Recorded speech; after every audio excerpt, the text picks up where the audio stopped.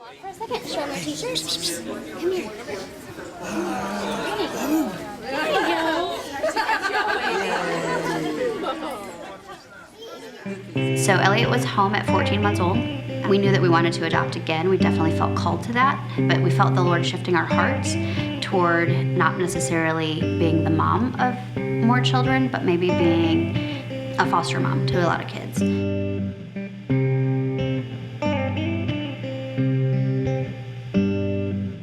At the beginning of 2011, we got a phone call from a friend who, her stepdaughter was pregnant and she was a teenager and decided maybe parenting wasn't the best choice for her. So she called us and asked if we would be interested in adopting her child. And we said yes. And she was in her 3rd trimester, so we had a very short window of time.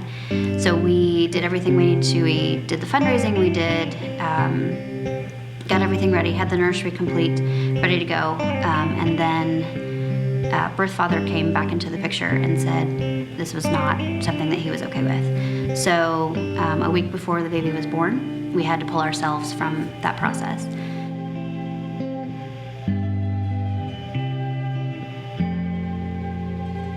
So we, in trying to pick those pieces up, opened our fostering license back up again. Before we could even get a call about a placement, we were called with a potential adoption.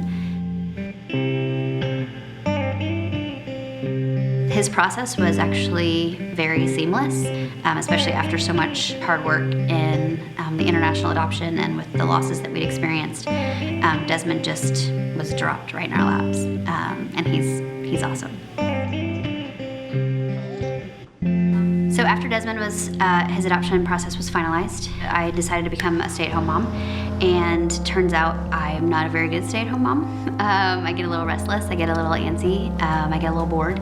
As Desmond was growing out of his clothes, I was giving them away like crazy. A family at the Journey had taken in a little tiny infant boy, and they had put out a request for baby clothes, and I had just given away a huge tub of baby clothes.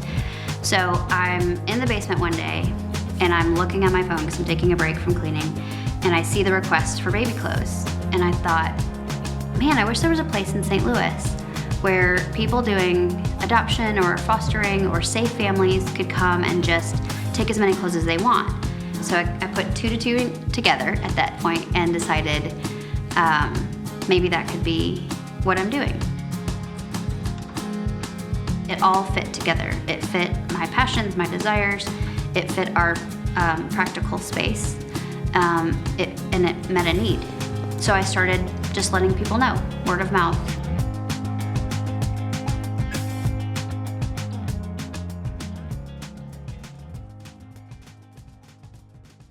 Somewhere along the way, someone said to me, God's always doing more than one thing at a time.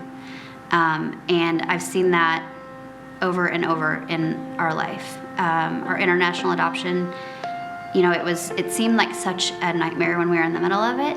And now we've taken 8 mission trips back to Guatemala. The infertility was probably the hardest thing for me personally that's ever rocked my faith, that's ever really kind of stripped away all other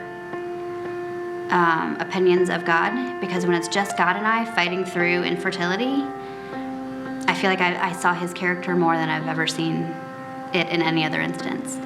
And so because of that, a couple girls and I have started an online ministry for women struggling with infertility. It sometimes overwhelms me that I somehow got into this position through all of the little tiny yeses along the way. And it was very clear how my giftings, my interests, my passions made those little yeses possible, that the Lord just, I feel like, took and ran with, and they turned into these big yeses that kind of fit seamlessly into who I am.